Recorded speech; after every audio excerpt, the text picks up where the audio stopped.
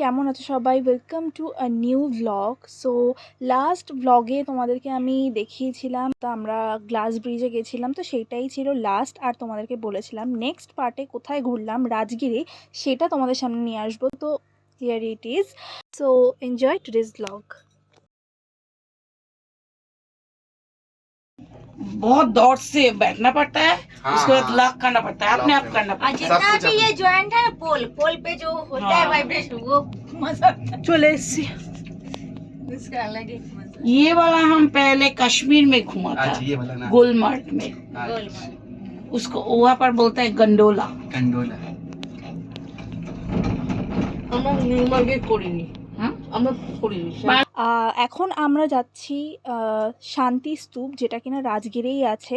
তো glass bridge থেকে ঘুরে আমরা সোজা চলে গেছিলাম, ওই ভিডিওর ফার্স্টেই তোমরা দেখলে একটা লম্বা লাইন, তো সেটা ছিল রোপওয়ে ওঠার লাইন, যেটাতে করে কিনা শান্তি স্তূপ পর্যন্ত আমাদেরকে পৌঁছে দেবে।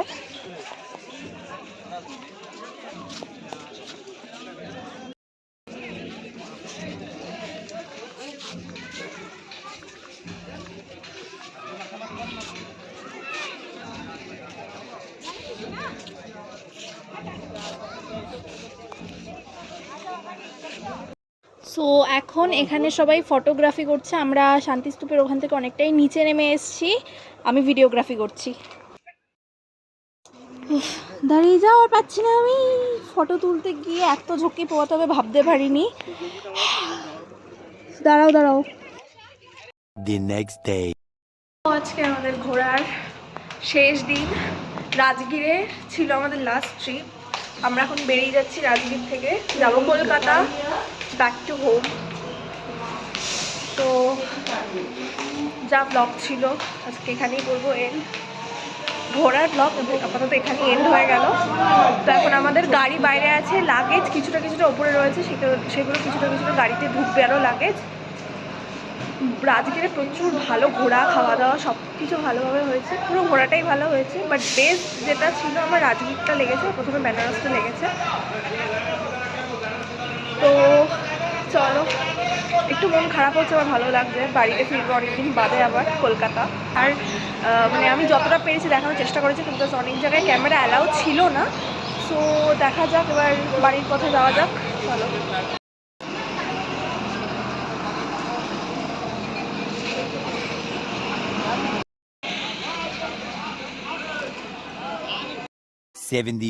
Years later.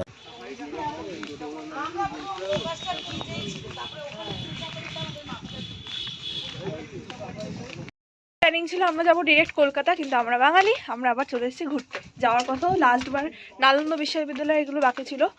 তো ফাইনালি গাড়ি পার্কিং করেই টোটো করে আবার চলে এসেছি এখান থেকে ঘুরতে নালন্দা বিশ্ববিদ্যালয়ের ভেতরে। তো এখন ভেতরে ঘুরবো, 1 ঘন্টা টাইম মতো লাগবে। দেন আমরা আবার গাড়িতে উঠে কলকাতার দিকে রওনা দেবো।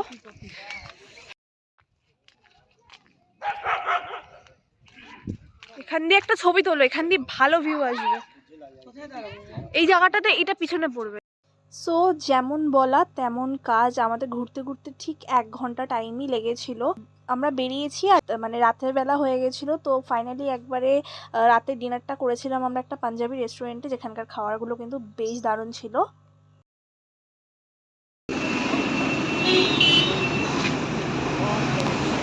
সো এখন আমরা চলে এসেছি বালাজি ল্যাংচার দোকানে আর কি, এটা বর্ধমানের কাছাকাছি পড়ে।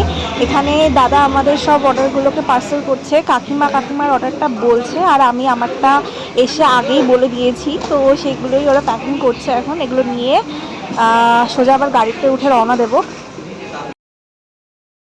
আসলে গাইস তোমাদেরকে তো বললামই, কালকে ফিরতে ফিরতে অনেকটা রাত হয়ে গেছিলো, প্রায় 12টা। তো আমি এসে তো আর ভিডিও অন করার মতো অবস্থা ছিলাম না।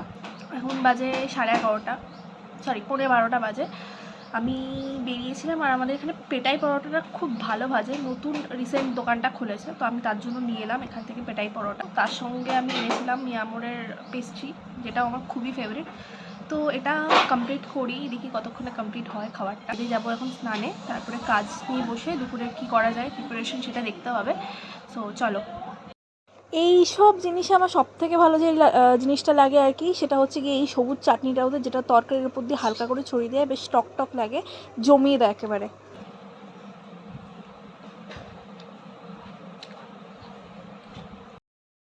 তো এখন বিকেলবেলা এখানে আলু কাবলি পিকনিক হচ্ছে। আমি এই অর্ণবীর আমার বাড়িতে এসছে আর কি। এখানে তেঁতুল ফেতুল গোলা রয়েছে ওগুলো টক করে, আর এখানে আলু কাবলি, পেঁয়াজ, শশা, তারপরে ঘুগনি মটর একটু দিয়েছিলাম। ছোলা নেই বলে ছোলা দিতে পারিনি। এখানে ধনেপাতা চলে গেল। আর এখন আর কিছু বাকি আছে? তেঁতুল জলটা জাস্ট দিলে হয়ে যাবে। তো এই এখন আমাদের বিকেলের টিফিন। এটা খেতে খেতে অর্ণবীর সঙ্গে অনেকদিন বাদে আবার দেখা হলো। হ্যাঁ সত্যি, খুব বেশি মানুষ যাকে কখনো দুনিয়ায় পাওয়া যায় না। না না, এমন কোনো ব্যাপার থাকে না, এমন কোনো ব্যাপার নয়। তো এখন খাবো এটা খেতে খেতে, তারপরে একটা মুভি এনজয় করবো। অর্ণবী আলু কাবলিওয়ালা। আগের দিন অঙ্কিত আলু কাবলিওয়ালা ছিল আমাদের লাস্ট আলু কাবলি ব্লগে। হ্যাঁ, তো দেখেই লোভ লাগছে। ভাই তখন আমরা কেনা আলু কাবলিও মিশিয়েছিলাম, আর এইবার তো যা হচ্ছে না, আমার জিভ থেকে না টপ টপ করে লালটা পড়ছে। একটা খেয়ে দেয়।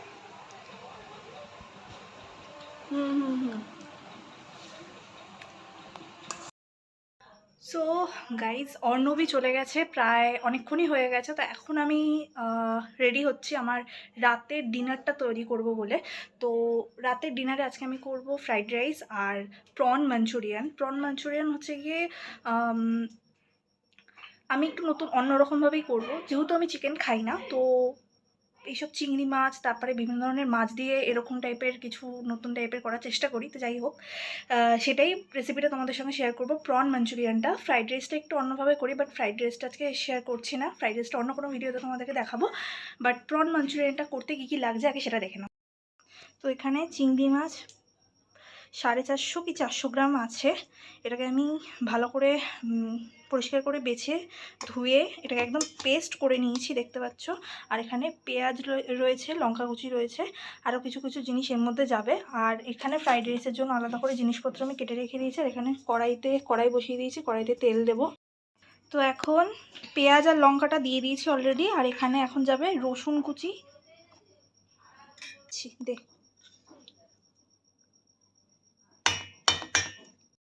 দেন এখানে আমি অ্যাড করে দিলাম একটা ডিম।